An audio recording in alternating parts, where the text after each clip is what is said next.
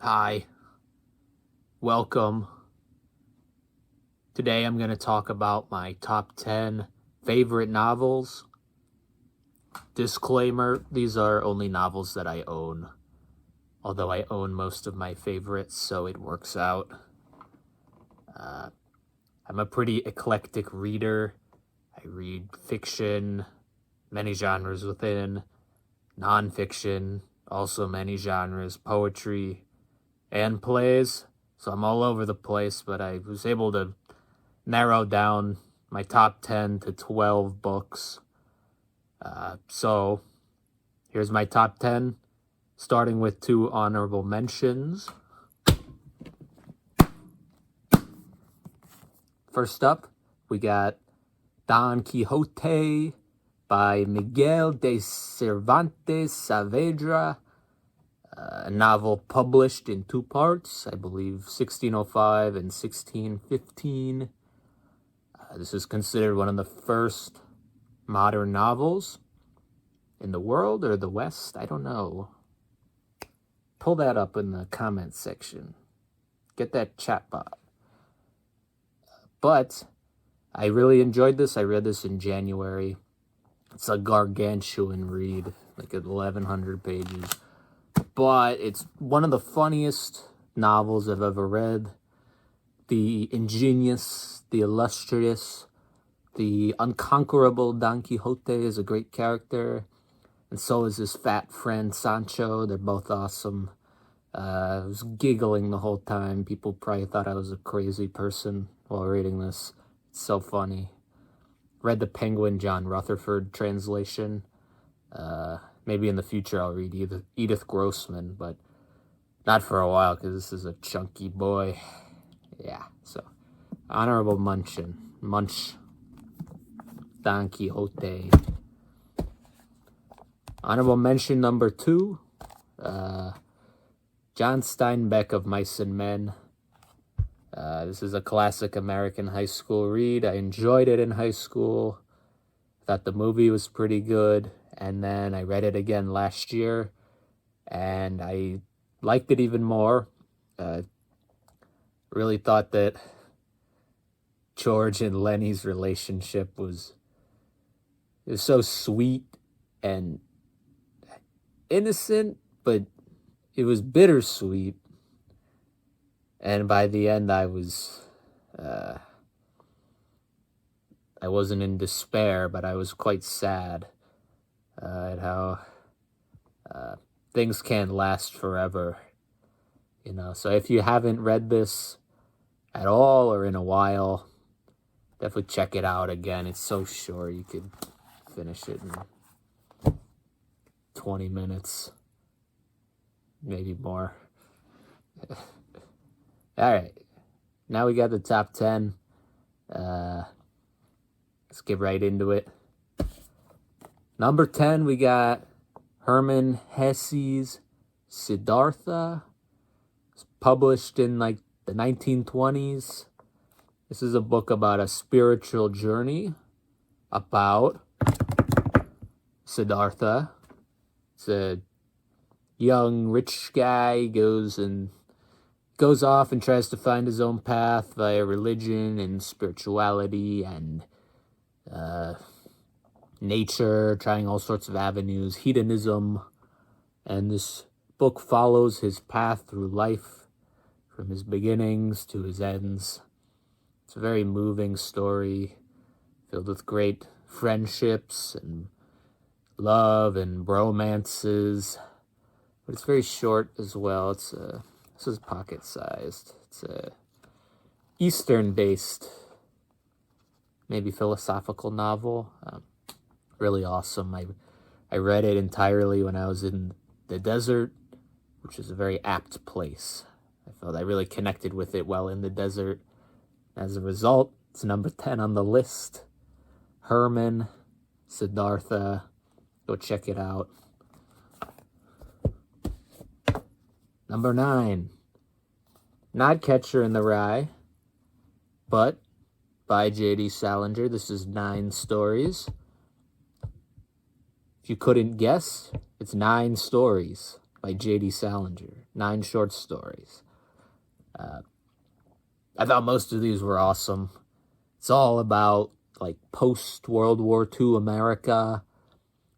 Everybody's chain smoking, and there's a ton of depressed people in here, and we just kind of like follow the lives of some of these people, their relationships. I can't even remember all the themes, and I won't go into each story, but so much better than Catcher in the Rye. Not that I thought Catcher was bad or anything, but this is top-notch American storytelling. I raved about this for like a month after I read it. Tons of great stories. Very good, very good. 9 stories, J.D. Salinger. In the number 9 spot, which is, whoa! All right, number 8. My third favorite author, we got Anthony Burgess, A Clockwork Orange. I saw the movie first, and I really liked it, and I picked up the book, and it was like the movie, except a lot better. Anthony Burgess is a wizard with words. He's a walking dictionary. He's a flying dictionary. He's also a surfing dictionary. He's a master of erudition. Is that the right word? Whatever. This follows a young lad named Alex in dystopian England, and he's a very unfavorable teenager. He commits some acts of indecency and violence, and the plot is about his descent into crime and his attempts at his rehabilitation. And the question is, can you rehabilitate a person? But the underlying theme that I really enjoyed was it was kind of a coming of age as well. Can you outgrow the tendencies of your teenhood and become a functioning adult? So this is an awesome book. Also recommend the movie by Kubrick. Both stellar. There's some graphic content in here, so you should read it. Yeah. All right, number 7. I read this last month. The Giver by Lois Lowry. I also read this in middle school. I think it was my favorite assigned reading in middle school. This is another dystopian novel. It doesn't bring much new to the table. It's kind of a retort against collectivism, promoting individualism. But it takes place in a world that is kind of gray and soulless, and the town that we focus on has rejected the pain of memory and centered it onto one person. And we follow this main character, is Kid Jonas, who becomes elected to become the next receiver of the town's memory, which is all the joys and pains of times past. And it's a very powerful read about the power of choice and freedom and the beauty of pain. So this is kind of a young adult dystopian, but you can read it. You're never too old for The Giver. I don't care if you're 90, you can read The Giver. It's okay. It's got a medal. That means it's good. The Giver. All right, number 6 on my list. 6 on the top 10. Popular in recent times because of the movies, and that's awesome. Dune by Frank Herbert. Sci-fi book from the 60s, but when I read it a few years ago, it felt modern. It didn't feel like it was from the 60s. And this is just a great epic story. You can see a lot where Star Wars takes from this. and it's tons of space factions, political maneuvering, desert planet, battles. But the characters are great, the writing is great, the third-person omniscient perspective is flawlessly executed. It makes for such a appealing read. Yeah, just awesome. It's my favorite sci-fi book, or sci-fi / fantasy book ever. But it doesn't, the sci-fi is not over the top. It's all about the characters and the humanity of them and how things work. It's not about the technology, which is a great thing I've found in science fiction. So yeah, Dune, number 6, Frank Herbert. Read it. The movies are great too. Denis Villeneuve does a great job. So check those out.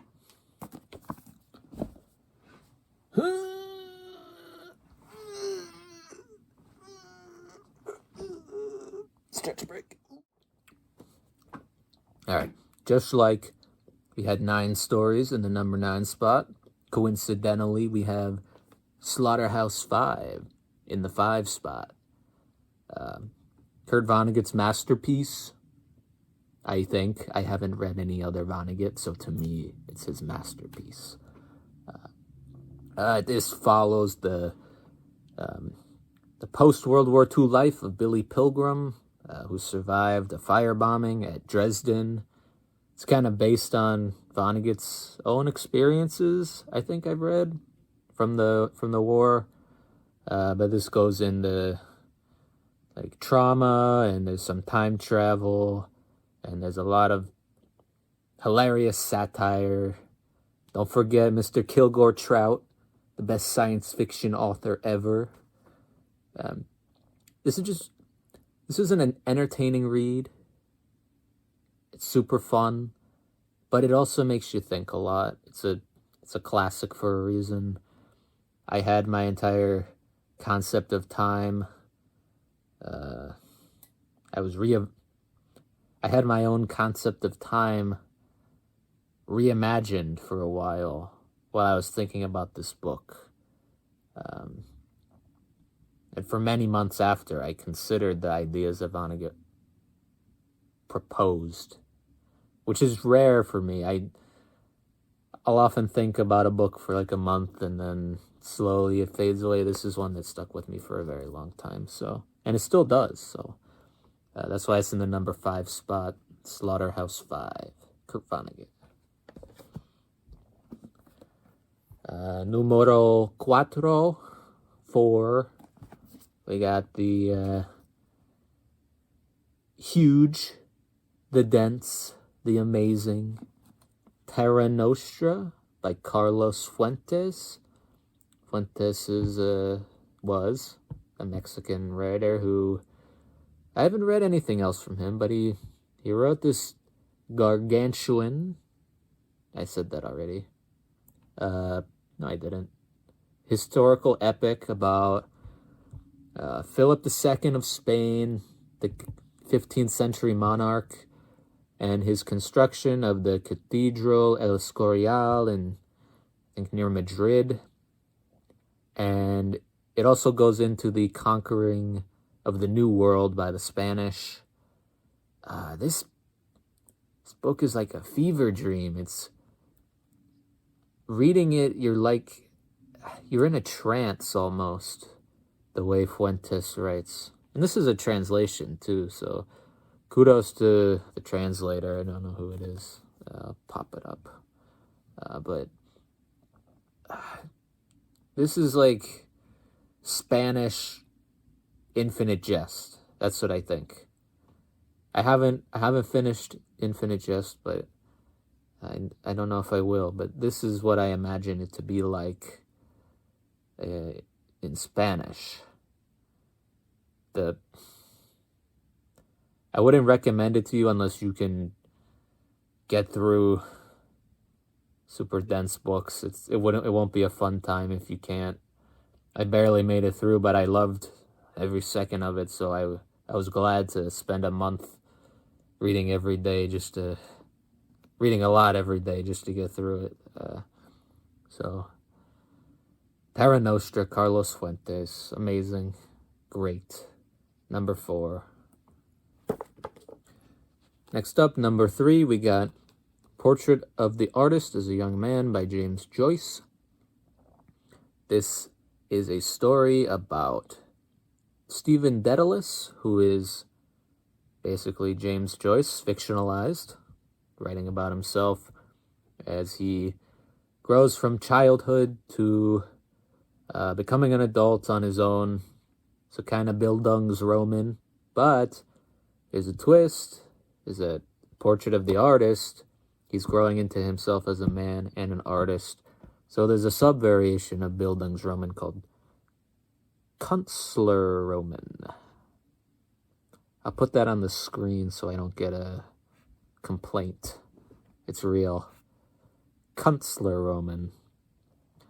And as a Irish Catholic myself, not that I'm not from Ireland or anything, and I didn't go to Catholic school, but found it very interesting to read, and as someone who likes to create art of various mediums and likes to think about things, reflect about things deeply, I found this very impactful. It was a very passionate read for me.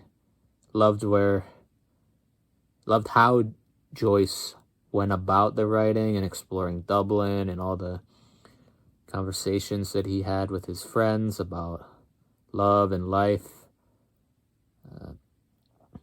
Big recommend from me. One of my second favorite book of last year. And this Penguin 20th Century Classics edition with all the notes was amazing. There's like 600 footnotes and they're all super helpful. So try and get an edition with footnotes if you can. James Joyce, number 3. All right. Second favorite book of all time, novel by my favorite author of all time. We got The Stranger by Albert Camus.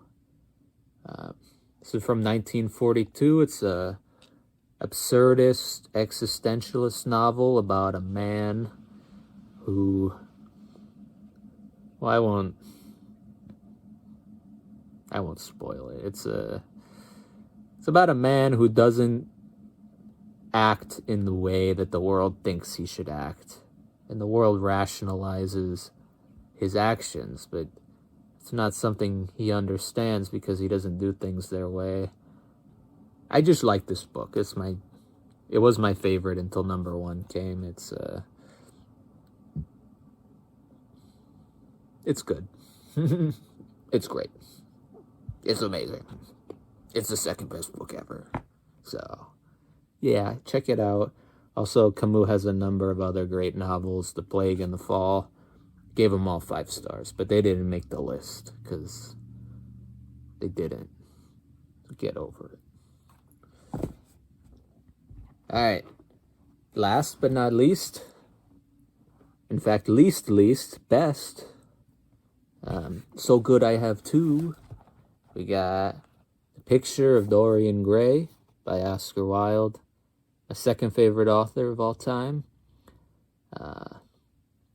This is just the most beautifully written book I've ever read.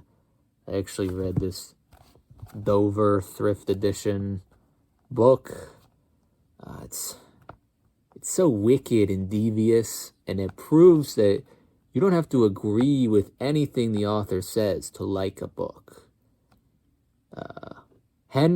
Lord Henry, I guess he's an antagonist, but he's, you just wish you could be like Henry, even though he's terrible. He's a terrible guy. I don't remember the extent of his wickedness, but just the things he says is, ooh, I want to say that. I want to be profound like that. Dorian Gray, too. The story of the picture. It's just such a great novel. So I'll read from page 19. It says, "How sad is it," murmured Dorian Gray, with his eyes still fixed upon his own portrait. "How sad it is. I shall grow old and horrible and dreadful. But this picture will remain always young. It will never be older than this particular day of June. If it were only the other way, if it were I who was always to be young, and the picture that was to grow old, for that I would give everything. Yes, there is nothing in the whole world I would not give. I would give my soul for that." So, I just love this. I would recommend it to everybody, regardless of what you think about Oscar Wilde or hedonism or aestheticism. This is just a pure entertainment book, but it does give you stuff to think about. It's not a smut or anything. I'm excited to read this Penguin Classic soon. I've never opened it, but I wanted a book with footnotes so that I could understand more the second time around. So, that's my list of top 10 novels. There's 13 here, 12. But, yeah, I hope you enjoyed this list. Let me know in the comments if any are your favorites or you hate them. Then we can have an argument in the comments, and I'll win. All right, good day.